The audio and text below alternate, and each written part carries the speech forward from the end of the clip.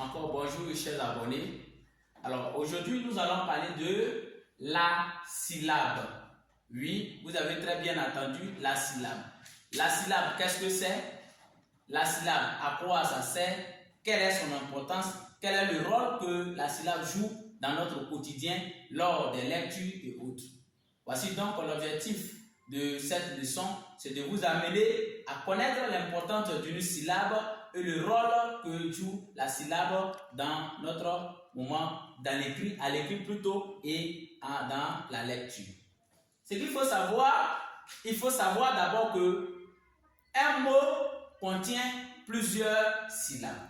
Un mot peut contenir une syllabe ou deux syllabes, trois syllabes. Donc en général, un mot peut contenir plusieurs syllabes. Donc c'est la somme de plusieurs syllabes qui donne donc un mot.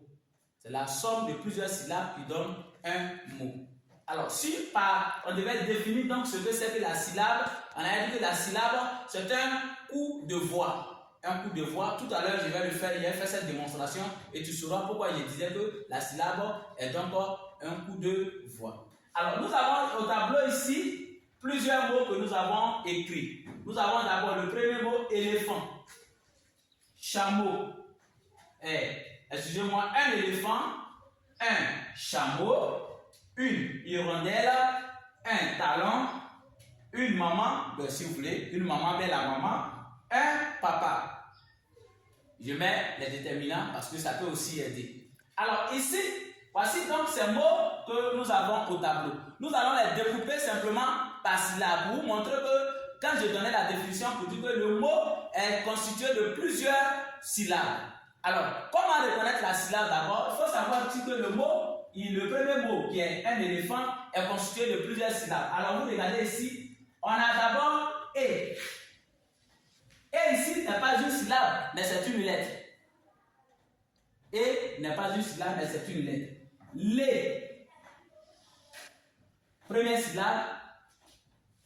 Un éléphant. Si on voit ici, si on découpe même, ben, ça là, on peut faire ça en une syllabe si vous voulez. En un, n'est-ce pas? Éléphant. Vous voyez, non? Voilà. On vient ici. On a chameau. Donc un chameau, on fait chat. Il fait donc une première syllabe.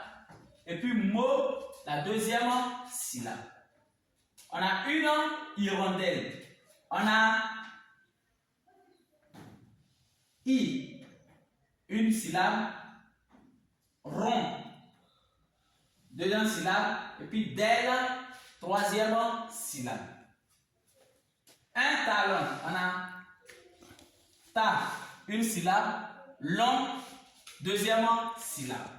Man, on a man, première syllabe, man, deuxième syllabe, pa. Une syllabe ici et là-bas aussi une syllabe. Alors, quand nous regardons ces découpages que nous venons d'effectuer, ce qui va nous permettre de lire d'abord le mot en premier et en second, voir par l'écrit, en écrivant, même si je n'avais pas écrit le mot, mais comme je sais donc l'épeler par syllabe, ce qui va me faciliter donc la lecture et surtout l'orthographe de mots par écrit. Alors, on lit d'abord le mot comme on l'a découpé ici par syllabe. On dit éléphant, chameau, hirondelle, talon, maman, papa. Alors, quand vous voyez ça, à l'écrit, quand je te dis, tout à l'heure, je disais que la syllabe est un coup de voix. Alors, on va appeler ensemble éléphant. Pardon, il fait ça. Éléphant. Tu vois? Je viens ici et dis chameau. Hirondelle. Là, on a talon. Et ici, on a maman. Pour terminer, papa. pas. Alors, quand on attend à partir de la syllabe, on peut facilement écrire. Quand on sait découper un mot par syllabe, ça facilite donc l'écriture et ça facilite également la lecture. Voici donc l'importance de la syllabe dans nos quotidiens au niveau de l'écriture et au niveau de la lecture. Donc, ne négligeons pas les syllabes parce que les syllabes sont utilisées chaque jour au parler, à l'oral comme à l'écrit dans notre quotidien. Voici donc l'objectif que nous voudrons vous donner. Alors toi qui me suis et que tu veux donc aussi apprendre à lire et à écrire, il faut d'abord savoir découper un mot par syllabe. Il faut apprendre d'abord à connaître les syllabes et c'est en associant les syllabes que tu pourras obtenir donc un mot tant à l'écrit comme à la lecture. N'oubliez pas surtout de vous abonner à notre page et surtout vos préoccupations.